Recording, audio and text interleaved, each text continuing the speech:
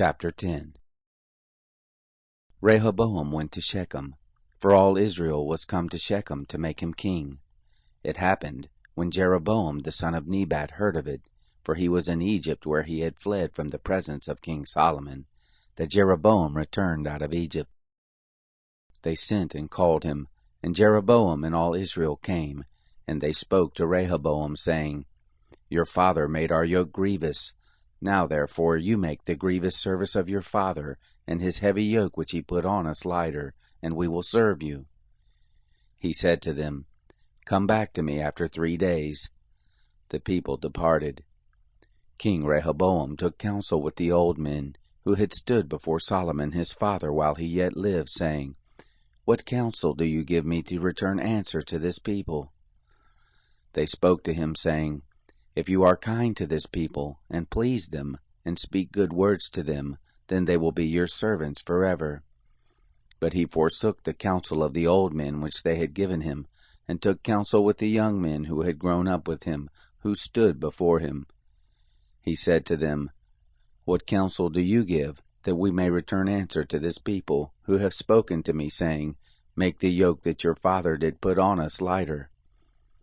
The young men who had grown up with him spoke to him, saying, Thus shall you tell the people who spoke to you, saying, Your father made our yoke heavy, but you make it lighter to us. Thus shall you say to them, My little finger is thicker than my father's loins. Now whereas my father did lade you with a heavy yoke, I will add to your yoke. My father chastised you with whips, but I will chastise you with scorpions. So Jeroboam and all the people came to Rehoboam the 3rd day, as the king bade, saying, Come to me again the 3rd day.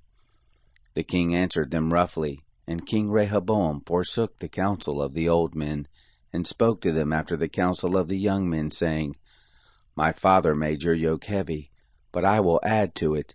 My father chastised you with whips, but I will chastise you with scorpions.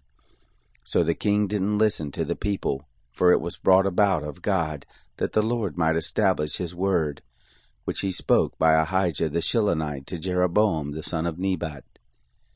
When all Israel saw that the king didn't listen to them, the people answered the king, saying, What portion have we in David? Neither have we inheritance in the son of Jesse. Every man to your tents, Israel. Now see to your own house, David. So all Israel departed to their tents. But as for the children of Israel who lived in the cities of Judah, Rehoboam reigned over them. Then King Rehoboam sent Hadoram, who was over the men subject to forced labor, and the children of Israel stoned him to death with stones. King Rehoboam made speed to get himself up to his chariot to flee to Jerusalem. So Israel rebelled against the house of David to this day.